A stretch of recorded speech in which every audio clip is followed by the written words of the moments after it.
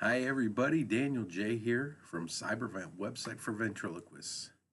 And today I wanted to just talk about something that I think is very important, and that is the fact that as ventriloquists, we are actually part of a big family. Now, I never really realized this. I started doing ventriloquism, 1967, which will tell you about my age, right? Started practicing it then in about 72, 73, somewhere around there. I started performing and getting a little bit of money for doing ventriloquism. And it wasn't until 1980 that I attended my first ventriloquist convention at the Vent Haven Ventriloquist Convention in Fort Mitchell, Kentucky, which was at that time at the Drawbridge Motor Inn. Now, the Drawbridge had already been filled up, so I had to get a room at the Holiday Inn down the road.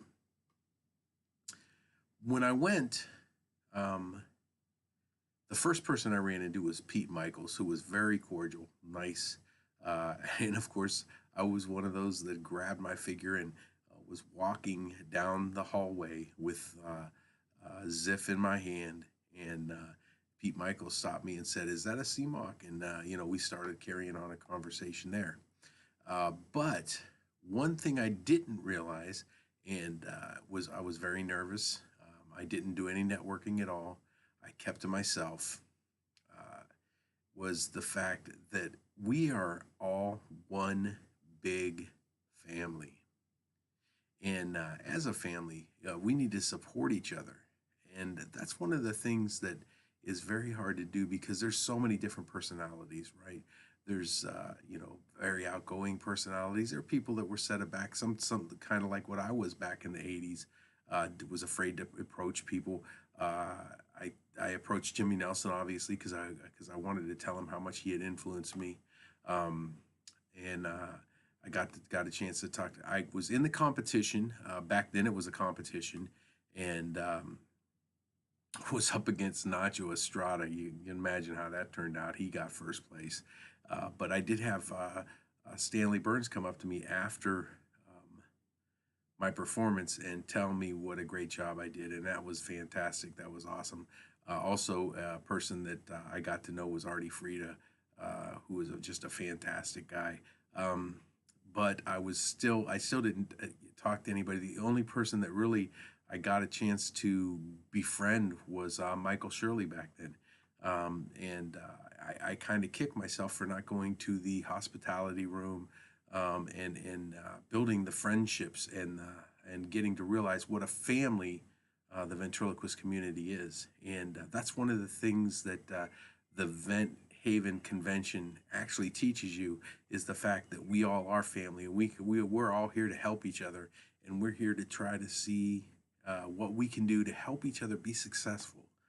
And that's one of the key things that I think we need to realize, is that most 90%, 95% of the ventriloquists out there want to help other ventriloquists be successful.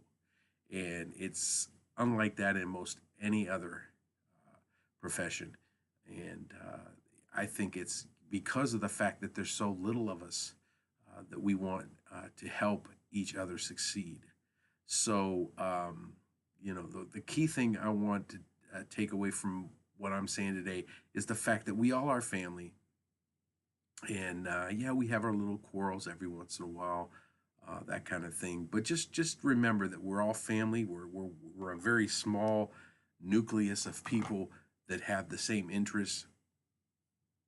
And I think it's important that we support each other, and that we're there for each other, and that we reach out. And if you come to the convention, don't be afraid to come up to me or anybody else and say hi, and pick our brains a little bit, and we'll pick yours, because I'm sure there's something that you know that we don't.